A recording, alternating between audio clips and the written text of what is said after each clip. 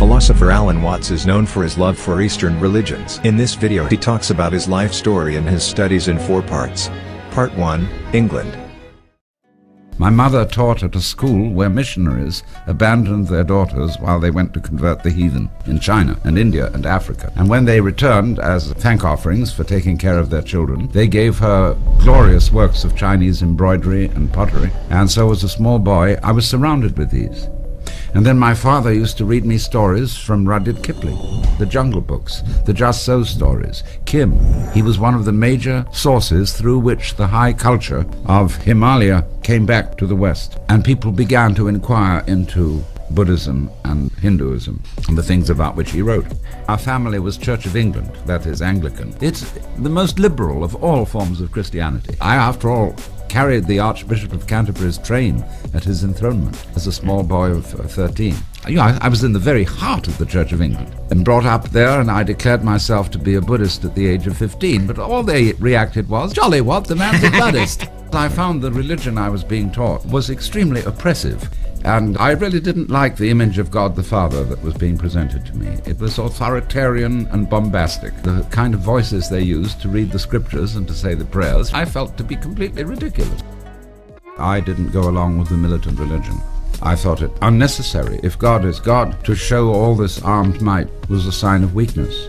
Because the trouble was that the biblical God, as understood, was patterned on the ancient kings of Egypt and Persia, and a king who rules by violence is necessarily afraid, and therefore puts on a lot of bombast, and requires that people who come to court kneel down, because that's a difficult position from which to start a fight. I happened to discover the writings of Lafcadio Hearn about Japan. I had always been interested because of the Oriental art around home, and so I knew a lot about China and Japan. But when I discovered his writings and his descriptions of Buddhism, I was enthralled. I thought, my goodness, here is some tremendously intelligent way of looking at things. It's always been my feeling for life that a human being is a coincidence of opposites.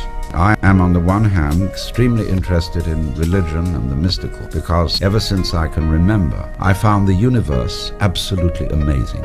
The fact that I exist at all seemed astonishing. But at the same time, I feel that a person who has these interests should also be sensuous, and that religion has no business excluding the sensuous aspect of our lives. I have a foot in both worlds. I have a foot in the sky, as it were, and a foot very much on the earth.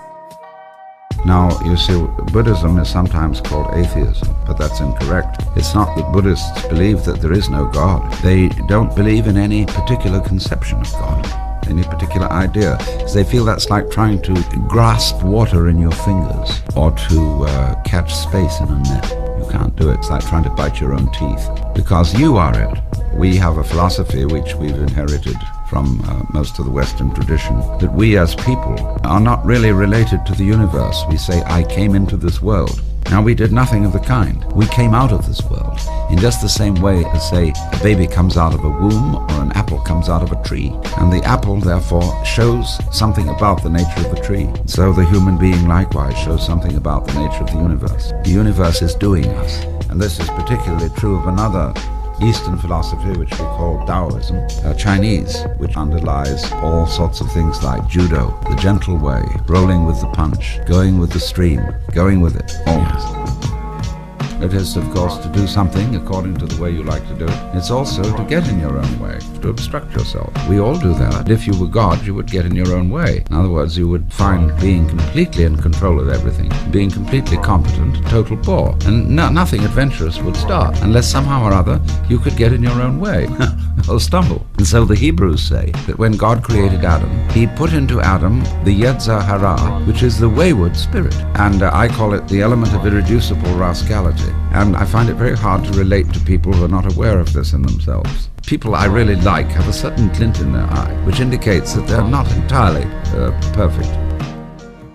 There are really 2 basic ways of doing it, it seems to me. One is to become as finite as possible. That is to say, to get involved in desperate situations. Get your kicks by losing control, by being in danger. Now the other way is waking up to discover that you're not in danger at all, that you substantially are the eternal source of the universe, and that you will go through all sorts of transformations, but there's nothing to worry about. And therefore, in this way of understanding, you're able to live life with a certain detachment. You're able more to play it as a game than to live it as something serious. So you don't take yourself seriously. Getting people liberated from feeling that one absolutely must survive. When you feel that, you see, survival is a drag. You have to go on. Confucius put it beautifully. He said, a man who understands the nature of life in the morning can die with content in the evening, because he's liberated from feeling that he absolutely must go on. And when you don't feel like that, you have more energy. I get furious about certain kinds of injustice, but I feel that I can be effective in that kind of work